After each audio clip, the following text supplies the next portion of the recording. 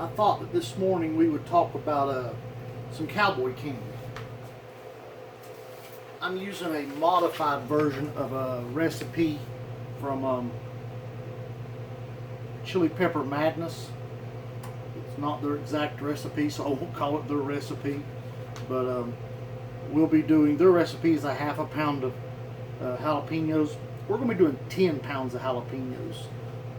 This recipe also uses sugar, apple cider vinegar, calls for chili powder, but I won't be doing chili powder in this one. This is going to be straight up jalapenos, and then we'll shoot another video that's going to be a flaming candied jalapenos, so a flaming cowboy candy, and we'll shoot that video separate. But I wanted to get the bulk of it out of the way because those will do a little bit smaller batch because we won't use as much of those. The whole family enjoys the cowboy candy or candied jalapenos, so we'll do more of them. We're going to go through quite a few. I've already pre-sliced some of my jalapenos. If you can see the yellow and the orange and the green and some red. The orange is the pumpkin spice jalapenos. The orange is the orange spice jalapenos, and then of course the green is a traditional either early jalapeno or a traditional jalapeno. And so we'll be using those. This recipe also calls for turmeric powder, and we definitely do the turmeric powder and ground ginger. Both of those are excellent. I slightly modify this recipe. I use a little bit more turmeric and a little bit more ginger than the recipe calls for. But just if you want to look at this yourself, this will be 10 pounds of jalapeno peppers. This will be 10 cups of apple cider vinegar. We use a Bragg's, which is an organic, unfiltered apple cider vinegar. And this will be a quarter cup of turmeric powder and a quarter cup of ground ginger. And then if you want to spice it up, change it a little bit, you can do a quarter to a half a cup of chili powder. I don't prefer that in it. Like I said, I'll do a kicked up version that's going to be quite a bit hotter. So this one I just want to keep traditional jalapeno. And that being said, the orange spice jalapenos are about double to triple the heat in general. They vary of a traditional jalapeno. So they're already going to kick this up a little bit. There's not a ton of them in here. Probably we'll say an eighth of the recipe is the orange spice, and a little over an eighth of what we've got is going to be pumpkin spice, and then the rest of it, so roughly half to 3/4 of this is traditional jalapenos. The colored ones add a nice look to the jar, and I make them both ways. It depends upon what we've got available. So anyway, what we use for our slicing, you can do this by hand, and I'm sorry for the noise, but the KitchenAid's going to make some noise. You can do this by hand. This KitchenAid food processor with the slicer attachment works very well. Keeping this turned down a little bit. If I turn it on up, it'll get louder. The pumpkin spice jalapenos are fatter, and so a lot of times, this one may go through, a lot of times the pumpkin spice will, you have to use, you either have to cut it in half or you have to use your press to push them in. Excuse me, sorry about that. I've been dehydrating super hot peppers all morning, and so kind of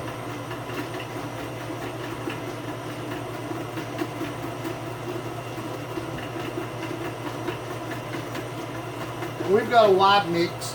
That's a fully ripe red jalapeno, and this is the pumpkin spice. You can see they're a gorgeous jalapeno.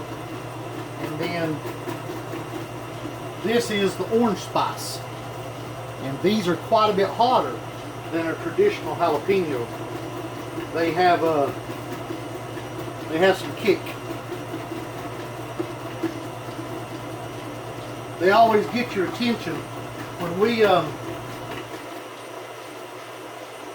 sorry about that. There's my towel. When we start early in the season picking some green jalapenos off the plants, just to give the plants a break before they're ripe, we always mix them all together. And when you eat the one that come off the orange spice, you realize real quick it wasn't a regular jalapeno. You know, triple the heat. You know, you're getting up there at cayenne level. And you want to pop the stems off of them. Jalapenos, usually the stem will pop off pretty good. And as you can see, this is much quicker than using a knife. Cuts a good size slice. There's one that didn't go through on the pumpkin spice, so we'll push it through.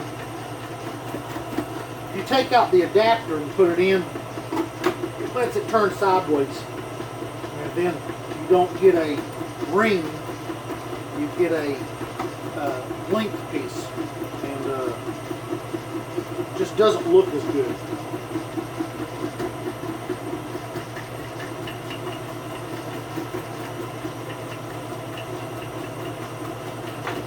So anyway, we'll cut from this, and I'll come back in a minute when we get to the next phase. But I wanted y'all to see that, how much quicker that works. I mean, I've already cut 2 pounds of jalapenos, so we'll see you again in just a minute. We've got all the jalapenos sliced. This is what 10 pounds of jalapenos looks like, sliced. We have the water and the stove already on for our water bath canner, and Tiffany's the expert. That's probably not enough water. Nope. I originally started out only going to do the small jars, but then we ended up doing some pints also, so that's probably not enough. So we'll put Tiffany to work on that. She's our canner expert. I always consult her for anything canning related. So now we have to add our sugar and our vinegar. Like I said, we use apple cider vinegar, organic. So, and it uses a lot of sugar. This is 7 cups.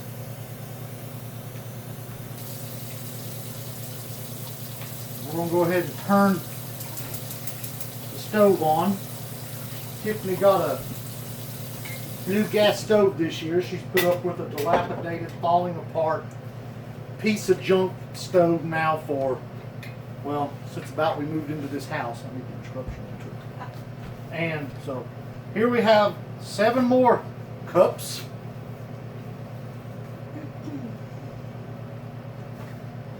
So that is 14 cups, and we have to have 20. So Tiffany, if you'll get us 6 more cups, I will start on the ginger and our turmeric. The awesome thing about using mason jars is ball canning jars, mason jars, so on and so forth. Balls especially really good for it on most everything.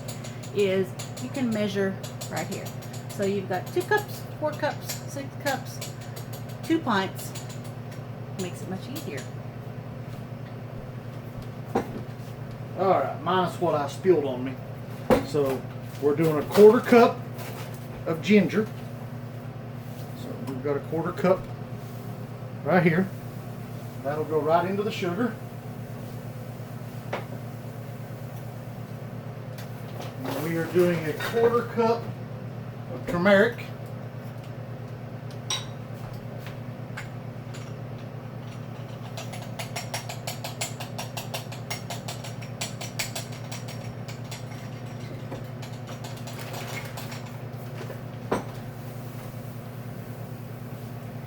I use these half-gallon mason jars for storing stuff such as sugar. Anytime you have bags, moisture can get in bags, bugs can get in bags, anything. But if you put your flour and your sugar and supplies in mason jars, you don't have that problem. So when you're talking about something we use in bulk often, like sugar, we always put it in jars. And these half-gallon ones are amazing for that use. And this will be 10 cups of apple cider vinegar. So there's 3. Don't panic. We have more. We We go through a lot of vinegar. I got it right here, Tiffany. All right, pour it. We go through a lot of vinegar. We keep regular distilled vinegar and apple cider vinegar. Tiffany, I bet that was your vinegar that I just used. Yep. Because it was a much richer than the Bragg's. So we're going to be using partially Bragg's and partially Tiffany's homemade vinegar. This is a much lighter, lot less robust smell. Tiff, if you want to try to start stirring that before it tries to stick to the bottom. So we have 5 cups, 7,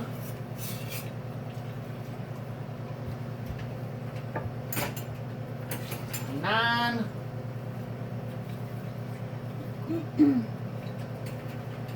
and 10. So there's our 10 cups of apple cider vinegar. And When you go to use utensils for your pots, you're going to want to use a stainless steel pot for making your cowboy candy and a stainless steel stirrer. If you use a non-stick pan, plastic, wood, so forth, they actually soak in all that capsaicin. If you like it, that's fine. But if you use your pots for anything else, like when we brew sweet tea, that capsaicin stays on there, and then you have hot tea. That's not a good type of pot, so you want to keep that in for mind. several batches. Yes. Especially when somebody, not to mention any names, but me, makes super hot sauce in it, and Bad idea. we end up with several batches. The first batch actually was undrinkable. It was super spicy. Tiffany hadn't been so nice, she might have shot me. But I did live through it, so. It was very, very fun, though, watching everybody's expressions as they got a glass of tea. It was fun.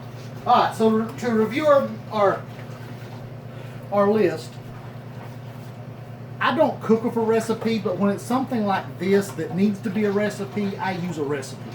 And I double check the recipe, because if you're not doing this every day, and we only do this about 3 times a year, so if you're not doing this every day, you will miss something, unless you're better than me. So we've got our 10 pounds of jalapenos, and what I did with this was I did 20 times what they said to do, but I also modified a couple of things. And like I said, I'm not doing the chili powder in it because I think it's an unnecessary step. The jalapenos stand on their own, and especially with the orange spice jalapenos, because they're quite a bit hotter than a traditional jalapeno. So it stands on its own without having to add extra heat. But then, like I said, we're going to do another video probably shortly after this one, but we won't post them both today. We'll do one after this one, and we will add some spicier peppers to it to kick it up a little bit. We may put some serranos in there, and we may put some Brazilian starfish in there. Those two are nice thick wall peppers that should stand up well. So, and we expect to have some liquid left over. All of these recipes call for way too much liquid, and so we expect to have some left over. And so if we do, instead of wasting it or putting it in quarts in the refrigerator and just waiting to use it, we're going to do another batch of kicked up. But anyway, double check your recipe so you don't mess up. And like I said, I did 20 times basically the recipe from Chili Pepper Madness with a few modifications. So we're doing 10 pounds of jalapenos, so we got that. That's all checked right over there. And we got 20 cups of sugar. And we have 10 cups of apple cider vinegar. And we have a 1/4 cup of turmeric and a 1/4 cup of ground ginger. So we got to bring our liquid to a boil, and then when it comes to a boil, then we're going to let it simmer, and then we're going to add our jalapenos to it. Hopefully without splashing ourselves. But Tiffany's new stove is working quite well. I've already got our lids going back here in the back, so they're ready to go. We're using a 1-piece lid.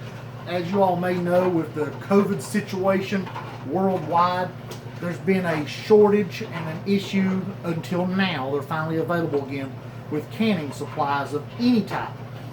We always have quite a few jars, but never enough because we sell stuff at our market. So a lot of times the jars get sold and never come back.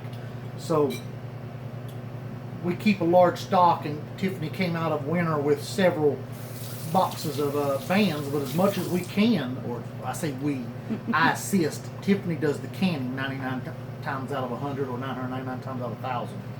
But we had several, but they were gone real quick. We were virtually out. And so we found a supplier that had a case of 1,000 one-piece lids. So that's what we're going to have to use here is our one-piece lids. And that's fine. They're camouflage. You know, we didn't care. When you need to can your food, you need to can your food. The color of the lid doesn't matter. So anyway, we've got all that checked. So now we're bringing it to a boil. On the gas stove, it won't take as long as you think it would. It'll come up pretty quick.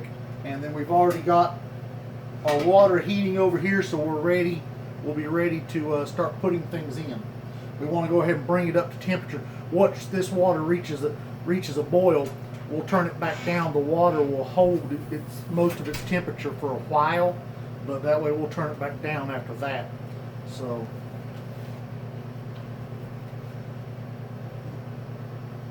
And when we add the jalapenos, there's a couple of different things out there. Most people say to bring the liquid back to a boil again, and then let it simmer for 1 to 4 minutes. Chili Pepper Madness says just to simmer it for 4 minutes. I think that if you bring it back to a boil, Tiffany may correct me here, she's more of the cook than I am. If you bring it back to a boil, that longer cooking time and more heat would have to make the jalapenos absorb more of the sugar. The longer cooking time is going to basically do a few things. If you leave them in there and you boil them, your jalapenos are going to get softer because you're cooking them.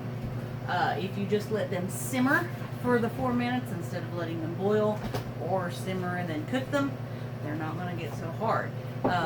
Basically, it really doesn't matter if you're trying to get that flavor in there because we're canning them. They're going to be on the shelf for 2 weeks before we even attempt to eat them. So that's going to absorb all the flavor you're wanting out of it. Everything's going to be meshed together in the liquid, so there's not going to be any separation of sugar. We're making sure that doesn't happen by cooking that prior to adding the jalapenos. So, told you she could tell you better than I could. She is our cook. We have the joke around here that there's nothing that Tiffany can't do when it comes to baking or cooking, and that's probably close to the truth. She is amazing. I come up with a recipe every now and then, and I hand it to her, and I'll say, you need to make this, and she said, well, how do you know I can make it? I said, I got faith in you. But she does quite well. And if you're concerned as far as cooking it and not cooking it long enough, you have got a mixture that is a lot of acid. That's what that apple cider vinegar is for.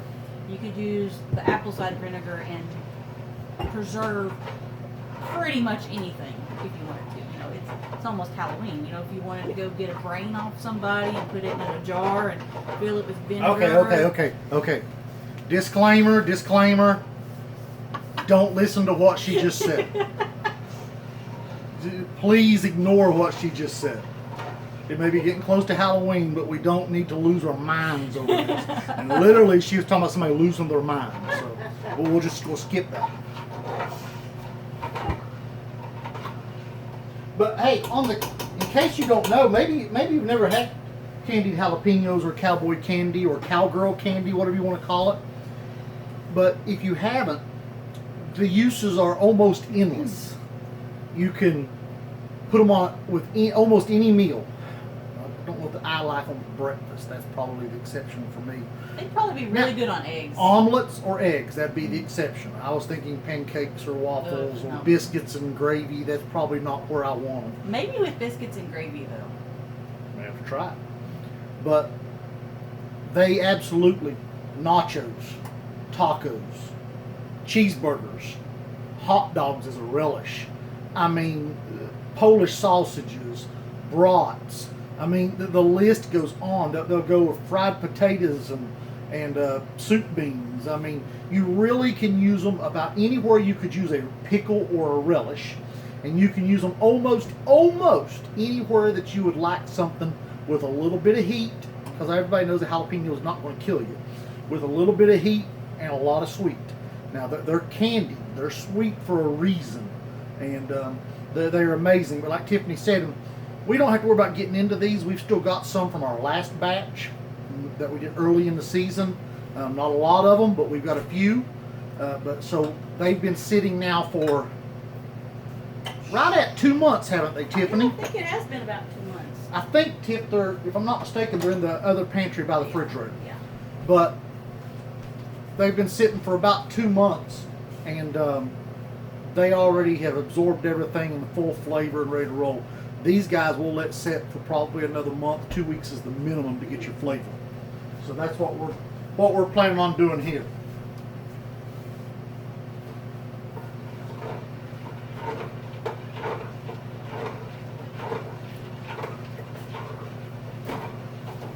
Taking us a little longer to come to a boil than I would have hoped for. But that is a lot of liquid. So we've actually got the hot and the mild here. As you can see, very syrupy after it's set for however long it's been sitting for. It's absorbed all of those juices. This one you can tell it's got those red chunks in it. Those are probably, and I don't know what you put in them, but probably some super hots in there.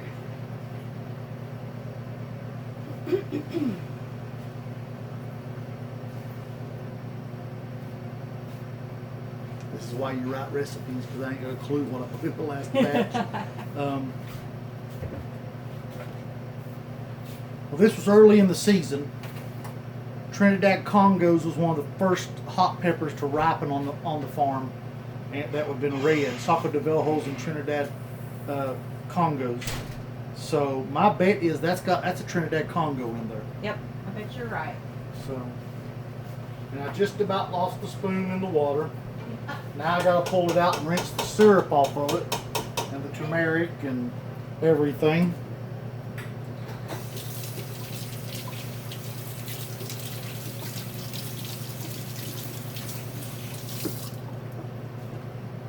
If this video is too long for you, let us know. I don't want to just cut and let you miss everything and think that it's a 10-minute job. You know, this probably takes, if you've got, like I said, the KitchenAid food processor that slices or another food processor that slices. We have a Ninja food processor also, but it does not slice. It does an excellent job with what it does, but it does not slice.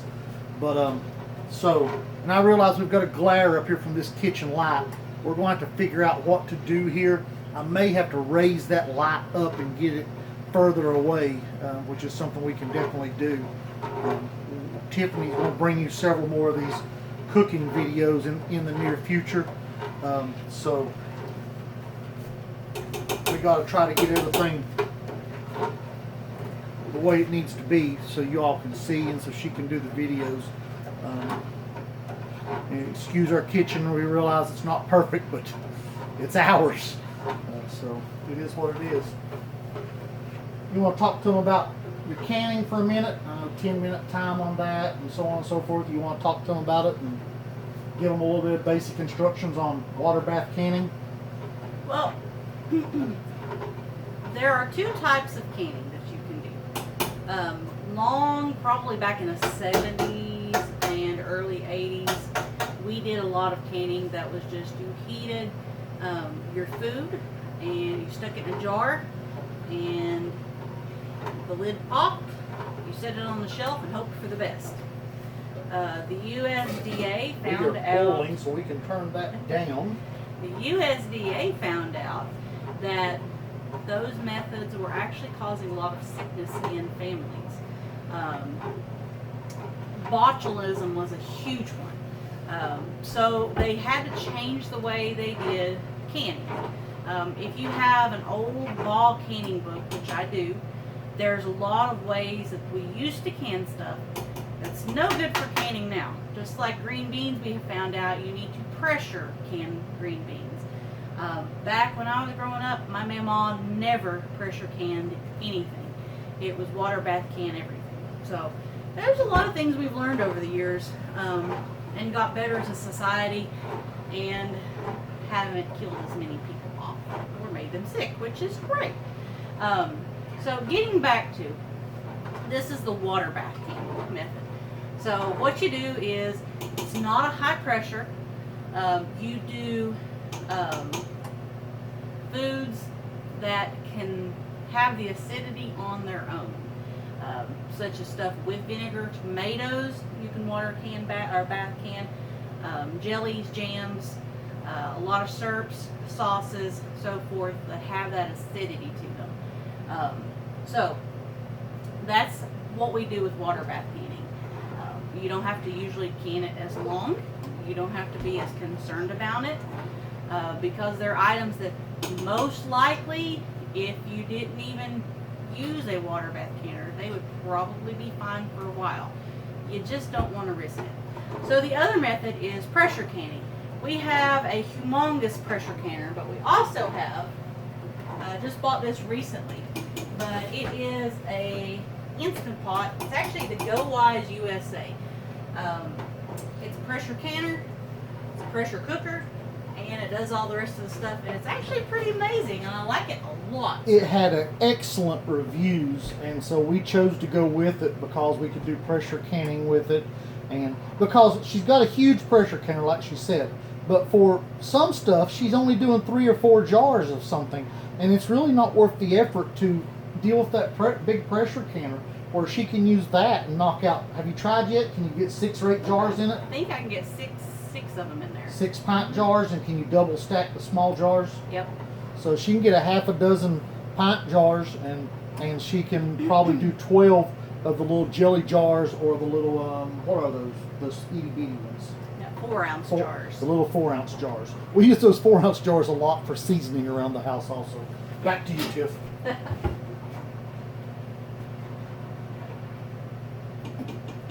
It's getting close to a boil.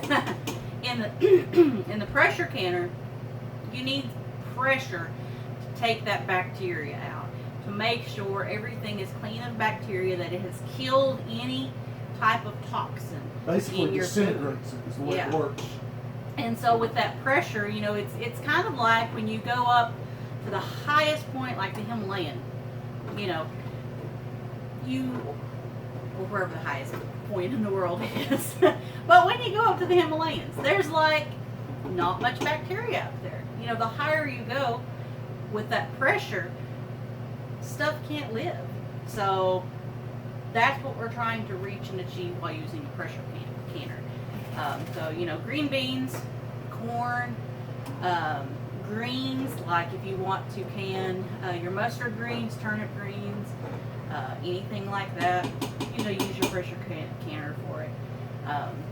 So there's just a couple methods that we use and that is approved in the United States for safety.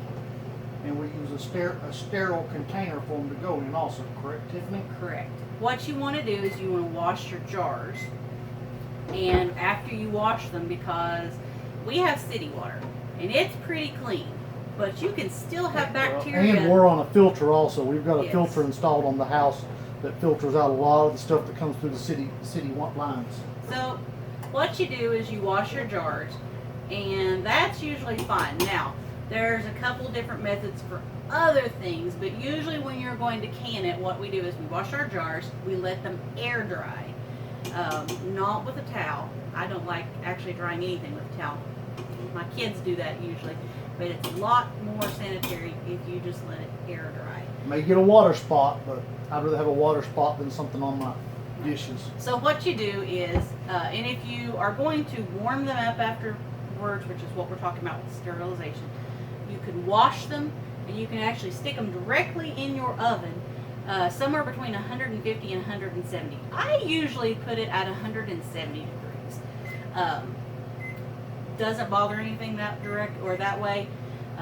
Doesn't make the jars crack, but that makes sure it kills a lot of stuff. So If you put your jars in there and you let them stay long enough, the water is going to disintegrate off of it and evaporate, so you don't have to worry about drying them off anyway. So, how we sterilize our jars.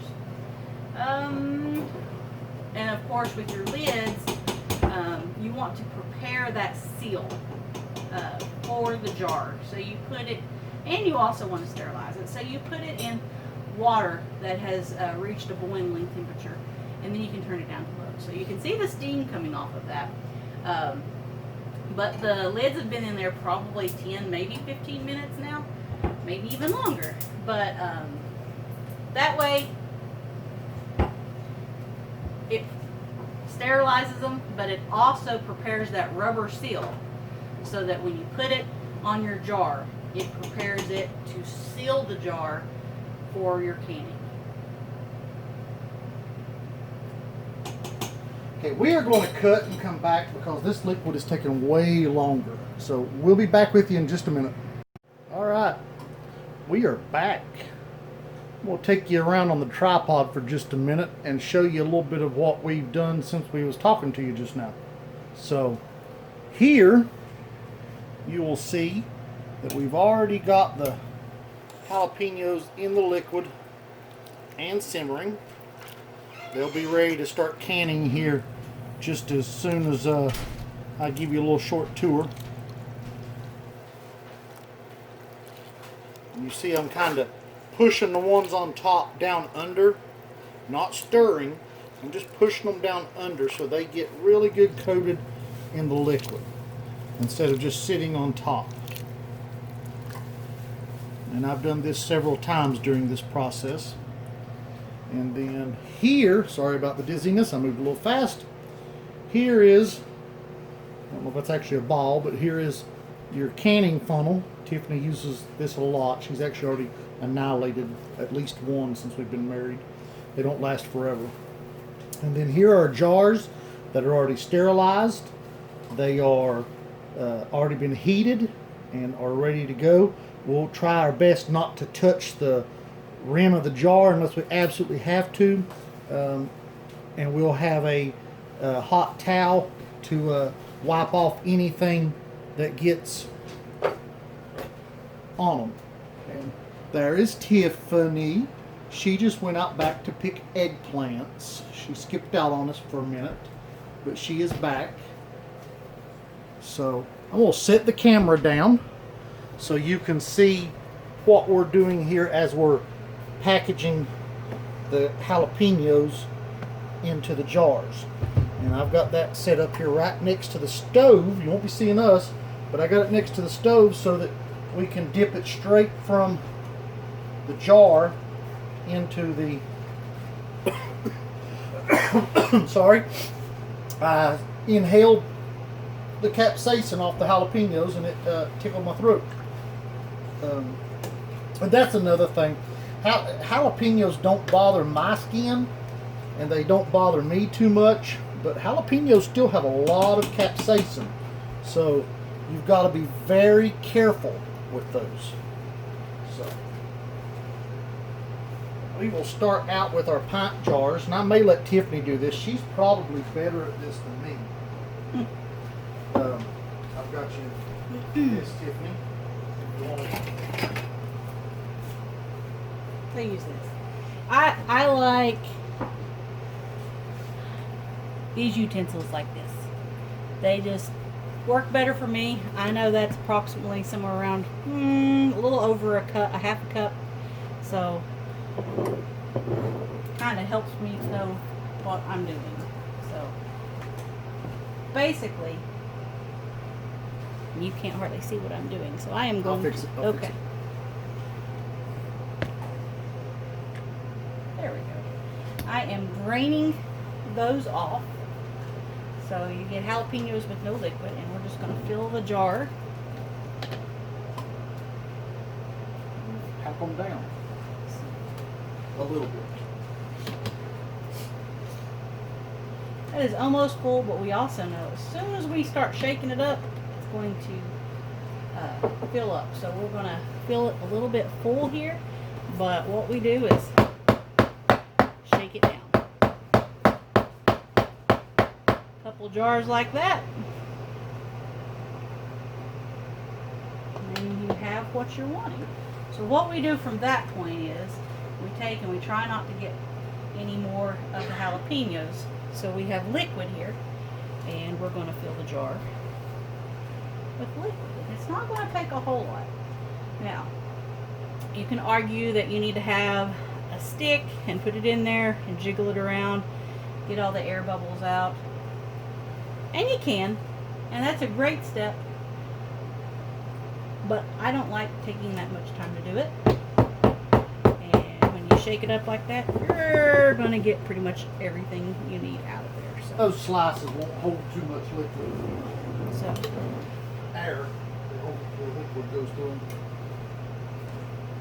we're going to remove this spoon back out of there. You no longer need that. So if you love Cowboy Candy, or you think you might like Cowboy Candy, but you're not ready to make any Cowboy Candy, if you live in the area, we actually will have this tomorrow at the Junction City Farmers Market. And if you do not live in the area, or you have somebody who loves it and you would like to buy it for a gift, we also have this on our Etsy store. So I will link at the bottom of the page our Etsy store. So if you're interested, you can go on there and buy some from us. We ship stuff like that all over the country year round. So Makes great Christmas presents. yeah. We give stuff like that out as Christmas presents. I'm trying to keep Tiffany stocked in jars, and we'll probably have to do this in a couple of rounds. You know, the oven only holds so many jars, and the canner only holds so many jars. So,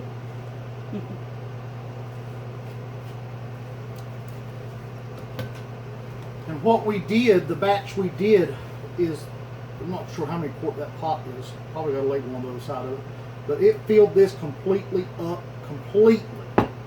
So if you don't have a pot that big, cut the recipe in half. You know, it's easy to divide everything by 2. In our case, we doubled it by 20. Yeah. And if you just want a small batch, you can follow the recipe on Chili Pepper Madness, or we will have this our recipe on our website this evening. It'll be up, and you can go to our website, and Tiffany can link that at the bottom of the page also. And our recipe will be there, and I will go ahead and divide that down to half this recipe, and I'll divide this down to a 1 pound recipe also, so that if you only want a little bit, you can do the 1 pound recipe. Now we do pint jars and half pint jars because sometimes, you know, within a week or so you're not going to go through a pint, or for a recipe you're using you may need a pint, but then you may just want a snack one day, so that half pint's going to be all you want. And if you're going to have family over and everybody likes a little bit of spice, then the pint jars come in very, very handy. And yes, I know Tiffany's noisy and she's probably breaking your eardrums on the video, and I apologize for that. You ought to try to watch TV when she's cooking. Or when I have the KitchenAid mixer turned on. Yeah, when she's making dough and stuff, it gets so noisy in here you can't hear yourself think. Or the blender. It's worse than my teenage daughters.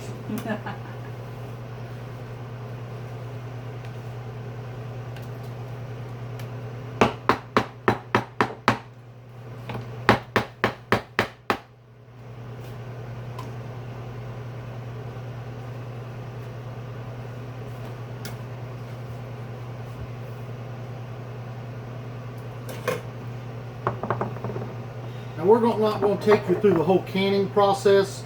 We'll let you see us put them into the water bath canner, and basically after you bring it to a boil and give it 10 minutes to work under a boil, you let it sit and cool back off, right, Tiffany? Yep. And then we will take them out and set them on the counter, and if they sealed, if they've done their job, then the button on the cap will be pulled down instead of up. and then you know that it's safe to store. If you ever pull anything out of your pantry and it has lost its seal, odds are you shouldn't eat it. I won't say you shouldn't. I'll say odds are you shouldn't. You should always err on the side of safety because you don't want to die over a jar of food. Never feed it to anybody unless you want to kill them. Right.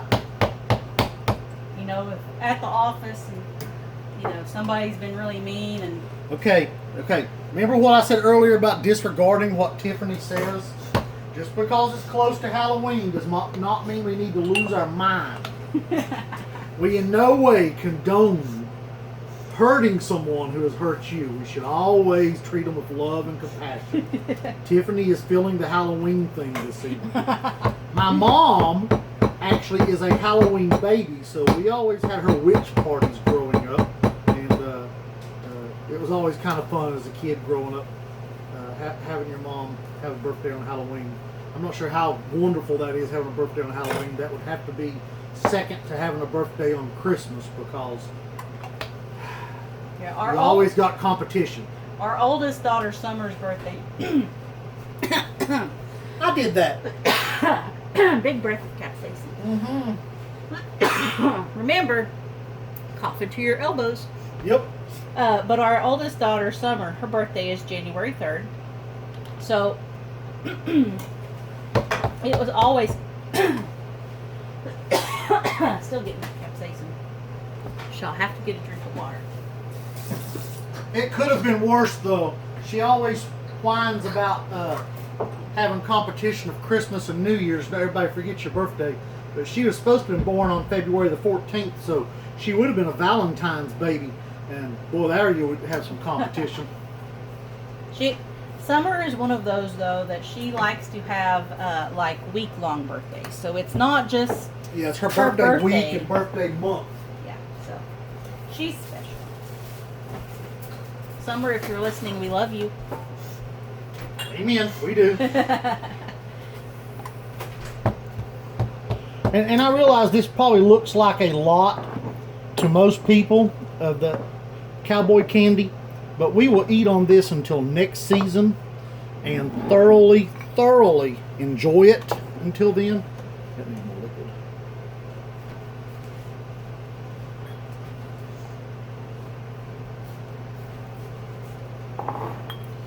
And we don't eat a lot of hot dogs because of the salt content, but you can about bet if we break out hot dogs, we're going to be breaking out some Cowboy Candy. And like I said, this isn't going to take care of all of it. This is probably actually only going to use about half of what we've made. So we've got 3 pint jars and 9 jelly jars, which are what, 8 ounce, Tiffany? Yep. So 9 8-ounce jelly jars. And are the other ones 6 ounce or are they 8 ounce also? 16. Oh, but they're 8 ounce. Okay, so then we've got the smaller, the ones that look like smaller jars, but they're still 8 ounce. So we've technically got 3 pints and, give me a second to count, and 14 8-ounce jars. So that gives you an idea of what half of a batch would make, because that's about going to be roughly a little over, that's probably going to be a little over half of the batch is going to be that right there. We're going to have enough left over to probably do about half that much again. So if you left off the pint jars, the 14 8-ounce jars is probably about what a half a batch would make. So, you know, if that's what you think your family would use, then that's what you need to focus on. If you're eating a lot, you may go through one of these a week. I've got friends that would go through one with almost every meal. So it's all in what you would consume on something like this. I don't like to consume that much sugar on a regular basis, but we definitely will eat it, and we sure won't begrudge the sugar when we eat it because it tastes great. We'll make the argument that the capsaicin from the pepper and the vegetable of the pepper itself is making up for the sugar that we're eating. And the vinegar. Yeah, the vinegar is good for you. Apple cider vinegar with mother in it. It's all organic, unfiltered. That's excellent for you. A lot of health benefits. And then the turmeric is great for you. And what can you say bad about ginger? I mean, all of these things are good for you. So the sugar is the worst thing in this. And, you know, even, yeah, we did use 20 cups of sugar. That's not all going into this because, like I said, there will be liquid left over that we won't be able to use here. So that's you're not actually getting 20 cups of sugar. I'm going to bet that you're getting more like 10 cups of sugar. So, but you got to have all that extra liquid, or you're going to you'd end up doing about 6 rounds. But if you're trying to do this on a budget, keep that in mind. You can continue to empty it and fill it back up. You can put the jalapenos in, simmer it, put it in the jar, use that, and then what liquid's left, you can put jalapenos in, simmer it, and put it in the jar. Anyway, that's where we're at. We've used about half of our pot, which is going to be more than half. That's going to be more than half of the peppers, but that's going to be half of the liquid gone. And we're going to add a little bit more liquid to them too. Well, once you cook them down, that's all going to fade. I'll take her word for it. It looks like there's not enough there to me, but she's the canner, not me. So I'm going to go ahead and bring her water bath canner back up to a boil. Like I said previously, you just cook these slightly because once you put them in the water bath canner, it's gonna finish cooking them. So, you know, just do it a little bit at this point. And I'm gonna go ahead and turn our oven back on so we can do another round of jars. But that's about all there is to it. We will. Now, one thing, if you are canning like this with a substance that's already hot, you're fine. You don't have to worry about it. If you are canning with a cold substance, we'll say you just cut up a bunch of tomatoes and cold, and you're going to water bath can them, and you put that cold jar into hot water that's boiling, that jar is going to crack. And it may not crack immediately, but it's going to crack. So you want to make sure that your jars are warm before you put them in there. And keep in mind, you see me grabbing these glass jars with my hand. Tiffany's grabbing the ring. If your hands are sensitive, it's not going to be a good idea to pick up these jars with the hot liquid in them because you're liable to put them back on the ground really fast. Yeah. And if you reuse jars, you want to make sure that you do not have any cracks, any chips, or anything like that in your jars. It will compromise the integrity of your jar and will likely split, let bacteria in, crack open and destroy all your hard work. Yeah, so, you know, you got to make sure and pay attention to what you're doing and pay attention to your jars. We actually had to throw one away today. It had a little chip just right here. Barely, you could barely see. But that would do a few things. That would compromise the jars itself. But then also, what will happen is this rubber seal, which is, let me get this one right off right here. This rubber seal needs to have that nice, clean, smooth rim to be able to seal properly so that this little button in the middle goes down. So if you don't have that seal, that button's not going to go down because it's going to let air just barely escape out of that side. So just make sure your jars are in good condition. Now, that can also happen if you happen to buy brand new jars. You know, they are shipped all over the United States in huge freight trucks, and they're usually not babied and double stacked or not? no. Okay. Alright, so we're full. This has held 3 of our pint jars and 3 jelly jars and 5 of our 8-ounce jars that technically we call jelly jar. It's just not what we've always called jelly jars. So we are full, and so you want to very carefully set this down into the water. Tiffany, we're not all the way covered. Do we need to be? Yep, I will have to add a little bit more water Okay, so to we're it. going to put a little bit of water to it. Our pint jars are just barely at the top of the rim. So we're going to add, Tiffany will have to add a little bit of water to bring that up. Where we need Tiffany to be, is it a 1/2 inch above the jar? Is that what we're looking for? Or an You inch? can actually just be right at the jar lid or right above. So if you're a 1/2 inch above it, that way you know you're safe. It ain't going to boil down and be under the jar lid. So what you're trying to do is activate that seal, and if that seal's above the water, that's going to be much harder to do. Now, ideally you want to add warm water here or hot water, because if you don't, you're going to need a little more, Tiff. You're just barely touching the top of that one jar. It's a little, that jar's either sitting on a spot on the, I got one jar that's either sitting on a spot on the tray or something, but it's just barely under the water. I mean, not enough to even talk about. So okay, so we're that. So now we'll put the lid back on and wait for it to come to a boil. And when it comes to a boil, we'll give it 10 minutes, correct, Tiffany? Yes. So we're going to give it 10 minutes once it comes to a boil, and then you let it sit on the stove once you turn the heat off and let it come cool back down, correct? Yeah. All right. So that's it, folks. We are done. Now we're not done. We're done with the video, so that's all we're going to be showing you. So I hope you've enjoyed. If you got any questions, comment below. Tiffany will add those links for you. I know this turned into a long video. We've got about 45 minutes of material here to an hour, but I hope you enjoyed it. We want to make sure you knew what was going on instead of just blowed through a video. Thank you all. We'll see you again.